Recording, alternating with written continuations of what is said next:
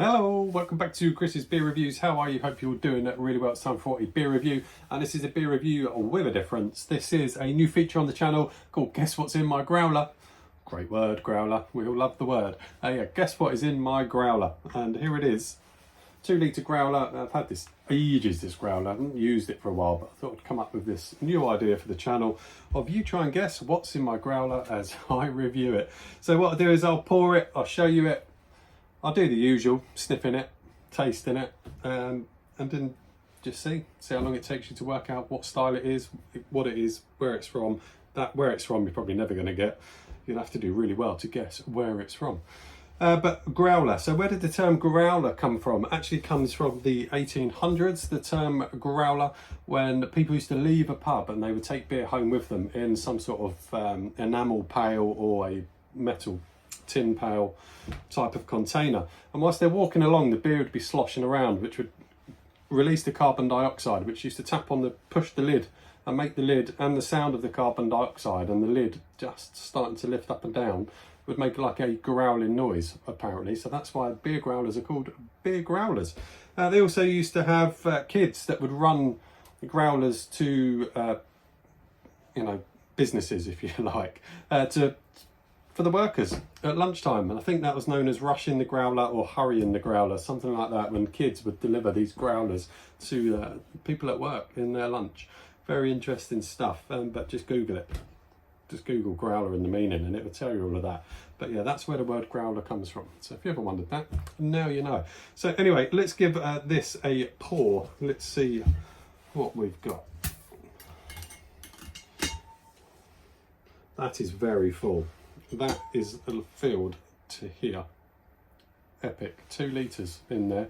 As I say, this comes from the Chiltern Brewery, this growler. This beer is not from the Chiltern Brewery. A lot of breweries now, you can go to a brewery shop and they'll have taps and you can take your own containers. You can take empty plastic bottles if you want, empty whatever bottles you've got, and they'll fill them up for you. And it works out a bit cheaper. So I've got to pour it in a glass, which might indicate a little bit of the style. It's going in there. Lovely glass, that. Let's give it a pour.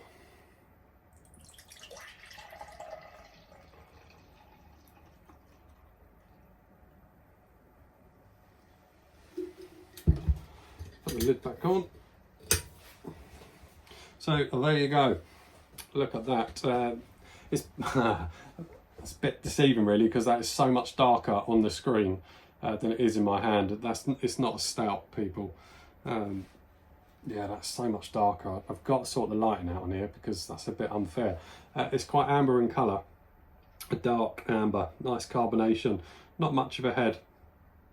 To me it looks fantastic. That looks awful on your camera, I know it does, but that looks fantastic. Let's have a sniff.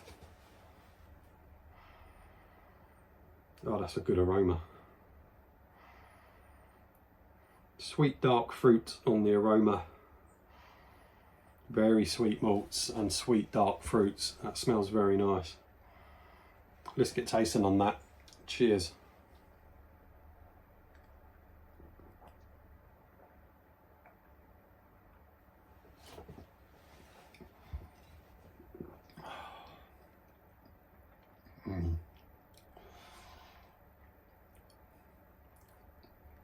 That's a good beer. Needs to be when you've got 2 litres of it. That is a good beer.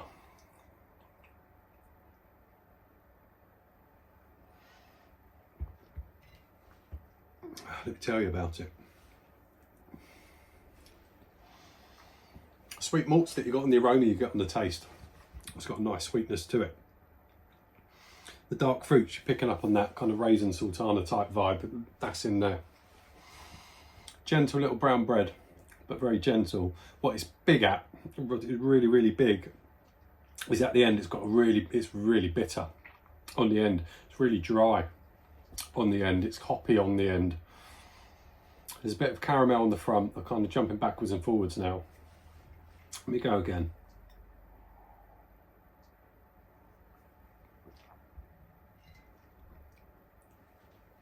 The sweet malts on the front, the sweet dark fruits on the front, a little bit of breadiness.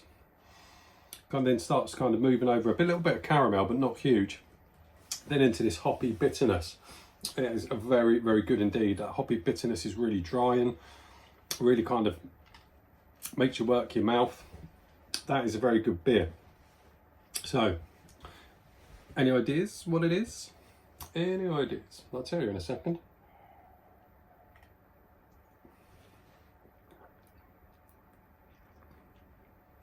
So that is, if you haven't guessed the style, is an extra special bitter. Coming in at 4.4% ABV. It's called Beastly Bat from Tring Brewery. Only up the road for me, really. 20-minute drive. Pardon me, up the road. Tring Brewery. I buy lots of their beers. I support them as much as I can. And I thought, why not start this series with a beer from Tring Brewery?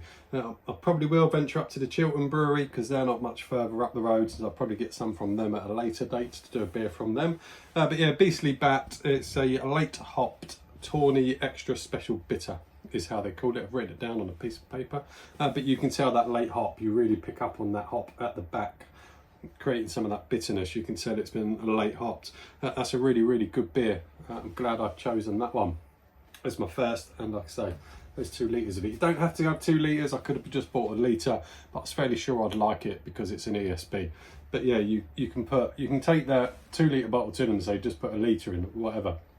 Don't have to fill it up, and it works out an awful lot cheaper than buying bottles, and it's good for the environment as well. So there you go.